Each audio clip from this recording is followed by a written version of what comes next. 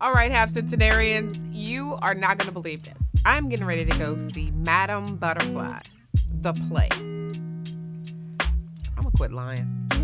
We're going to MadameButterfly2.com, and we're going to meet a jazz singer, a college professor, an entrepreneur who's going to tell us so much about her life and how she got here, and she was in Philly, and then she's in Atlanta, and she has 56 kids. It's a lot. It's a lot. All right, you guys, we are back with a hot topic. Madame Butterfly 2. T-O-O.com. So I'm not used to that way, but it's a store. Yes, it's a thing. And what we are going to do is turn this over to my soror, Constance Boothe, Professor Boothe to some, and she's going to introduce us to herself, to our location, and then we'll dive into the conversation and continue what we've already started, you guys. So let's turn it over to you so I don't steal any of your thunder. Miss Constance Boothe, I'd rather call you soror. I think I like that. Let's too. do it. Let's do it, soror. That's something we have, I'm from Philadelphia, and I have been in Atlanta for a few years. 20 years or more, and have been here since I decided to close a brick and mortar that I had in Philadelphia. Mm-hmm. And I had that for 10 years. So when doing that, I came from Philadelphia to here, and I said, I'm going to bring my store. And it was called Madame Butterfly. And someone said, there's somebody here by the name of Madame Butterfly too. And I said, that's the name of my store. I am Madame Butterfly, T-O-O. So that's how that came about. Okay. I went to Central State, and I also went to Bennett College, and those are my HBCU affiliates. Viva la HBCUs. Yes. Gotta have that. Yes. I've been teaching at Clark since about a year after I had gotten here and had no intentions of doing this. And now I don't know too many things that I love more than dealing with my students. Mm-hmm. My students are like my air, and they'll do that. That's right. They do. Yeah. They do. They're so much a part of my DNA. And they keep you, they just kind of keep you in the know. Mm-hmm. I remember, so we have a lot of things in common. First of all, you're my soror. Secondly, you have like this teaching spirit that kind of keeps you grounded, keeps you in the know with your kiddos, and you mm-hmm. love doing that. Mm-hmm. It's just so much stuff that you can do with your kids and learn from them. Mm-hmm. And then the last one is the HBCU. Yes. To the bone. That's right. HBCU. Southern University. Yay. Always have to shout them out. You better. Girl. So the thing that I wanted to say was thank you so much for allowing us to come into your studio, your fashion forward, your home, your store. It is gorgeous, and I've probably already spent more than I anticipated, but such great things. And we're going to give you more information of where to locate this wonderful online boutique and so many other things that you're doing. But before we dive into that, and you might be able to deal with this question, our first question is, what is your purpose? Like, what is it about your life that you feel is why you're here? It's a funny question because earlier on, and I'll say years and years ago, I knew that it was something that I was supposed to do. And I was brought up in a traditional home, and you do the traditional thing, like you go to college, you get a good mm-hmm. job, you get married, and you have kids and do those sorts of things. And I'm very non-traditional in terms of that because I knew it was something that was not that predictable mm-hmm. that I was here and am here for. And so in my 20s, I got very much into my spiritual self, mm-hmm. putting religion and things to the side, but letting my spirit just do what it do, mm-hmm. if you want to use it like that. It. But it did. And it came to me that all of us have a purpose mm-hmm. that we come here for. And we think it's to do like a boutique, or we think it is to have a business or whatever, become a doctor, lawyer, Indian chief.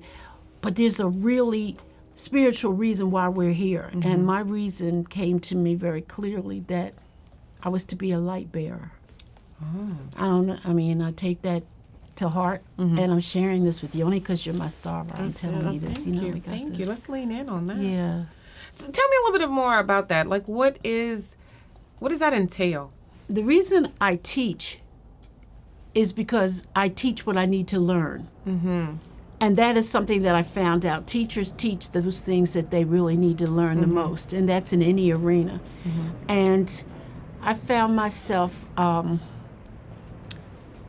to turn up my Bunsen burner, because if I'm with someone else, if I turn mine up, then it helps somebody else see that they have the same abilities to do the same thing. Nice. So that's really why I'm here, and you asked me to come, and I'm so happy. But I'm very serious. This is what I'm really about. And the clothing is an extension of it, because in doing that, I deal with women's beauty, because I have a logo and a slogan, and that every woman is a butterfly and she is unique and beautiful in her own way, and that is the truth. So in that, I'm able to incorporate my spirit with what I do. So my business isn't just to dress you, it is to address you, so to speak. Oh, that's nice. I like that. So your business is not to dress, but to address and to help people become who they are ultimately intended to be. They already are, but they may not they have know to manifest that or something like that. Because we were talking before about letting your light shine and you know being the person you're destined to be.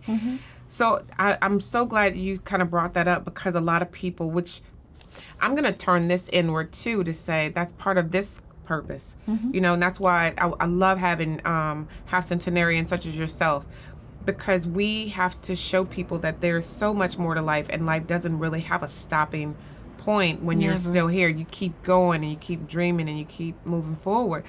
And so when you think about your purpose and talking to kids and teaching kids and things like that, how did you get into, as part of who you are, bringing your store? Because that seems to be a common thread. You did it in Philly, you came here, you have a store now here in your home. Tell me a little bit about what does that express as it relates to you and your evolution?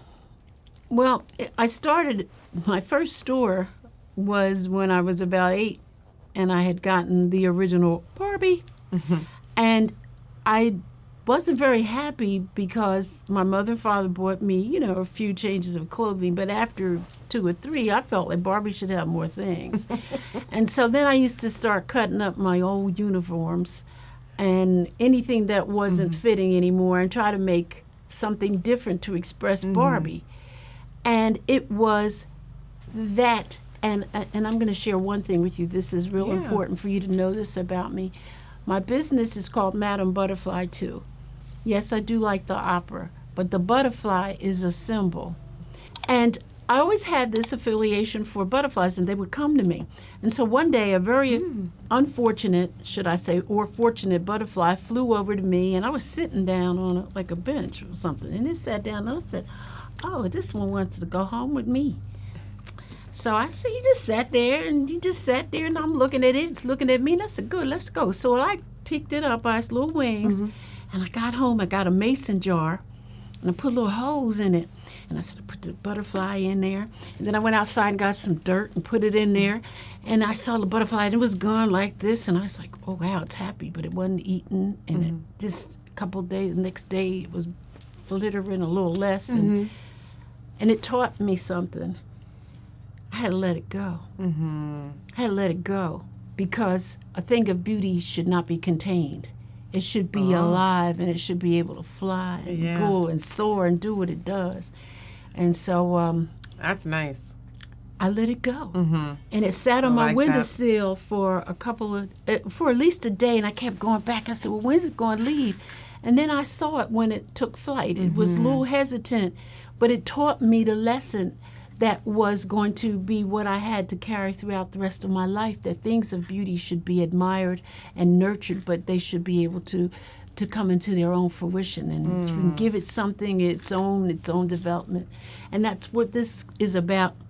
So with that, we've talked about you as a entrepreneur. We've talked about you and your life and growing and some of the things that you have triggered you and helped you get there. Now I want to turn your attention a little bit to the teaching aspect.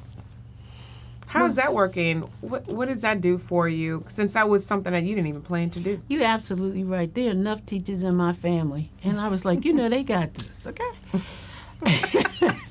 I was not going to be a teacher. Right. My daddy used to say, go to school, become a teacher so you can have the summers off with your kids like your mother. Mm-hmm. I mean, there should be more to life, okay? Right. I'm with you on that. You know what I'm saying? Yeah. And I had the summers, I do whatever I want to do. Right. And I don't have any kids. Right. I have 56 of these little chocolate people that I deal with at Clark, Atlanta University, and wherever else they show up. Right. But those are my babies. Mm-hmm. And the way I got into it was when I moved here, I had no thoughts about teaching. I didn't want to teach. But my goddaughter was at Morris Brown, and she was taking fashion classes at Clark. And she decided she wanted to live with me. Like 2 months after I moved here, I got a teenager in my house, right? So anyway, all my plans are killed. So anyway, she came and lived with me, but I started seeing her as she would do her homework and things, and then I would go in there and I said, well, what do you think about this?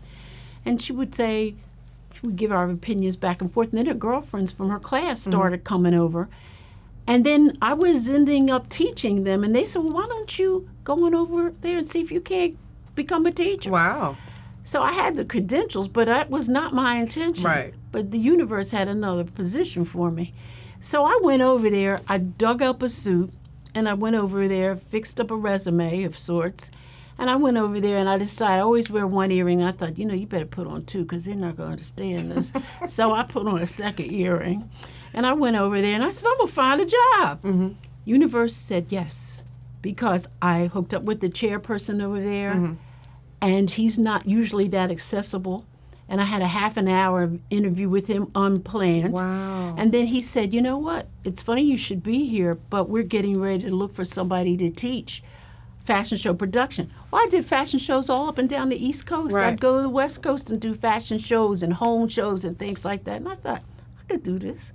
So with that in mind, when I close out, I always ask, what is your purpose? But I want to ask you this question. What would you tell your, whatever age you are right now, and flip those numbers backwards? What would you tell that age person? If I did this backwards, now you're pulling on my math skills, okay? What would I tell them? If I flipped my age backwards? To be authentic. To be authentic, to strive to be actually who you really truly are. And you're not defined by your position, but the position that you take with who you are. And so we can get to know a little bit more about you just on a real simple level. I'm going to give you two options, and I want you to tell me which one you would choose. Oh, goodness. All right. Email or text? Text. Driving or flying? Flying. Talking or listening? Oh, I like to listen. And I like to talk. Which one would you choose? Singing. All right. I like to sing, okay? Early riser or night owl? Early enough. Okay. Yeah. Dress or pants? Oh, dress.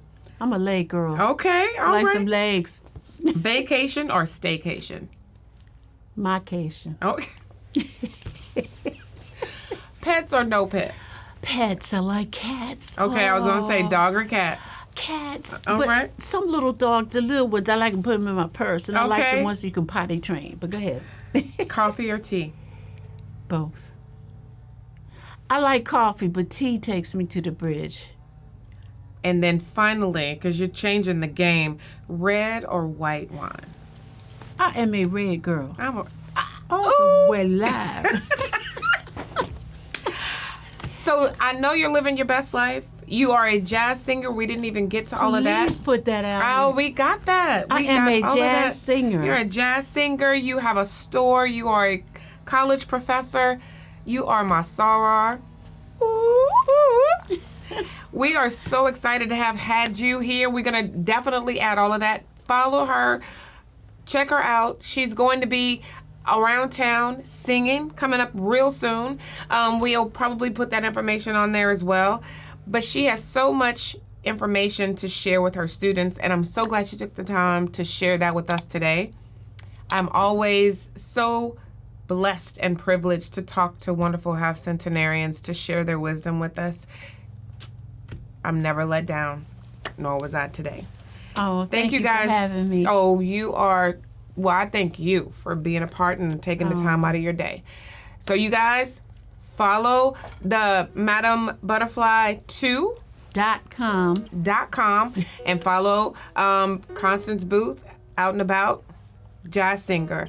Thank you guys so much for following us and being with us on this journey. You be safe, be careful, and we will see you soon. Bye, and thanks for having me. Hi, Half Centenarians. We are in the A, and we are coming in hot. We are so excited to have you on this journey with us. I have a question for you. Have you subscribed? Have you liked? Have you shared? Have you sent me 3 names of individuals who have impacted your life? Join us on this journey, you guys. You can't continue to live in silos. I'm so excited to be able to share these wonderful people with you. Who knows? It could be you. Be safe, be careful, and you know what? We will see you soon.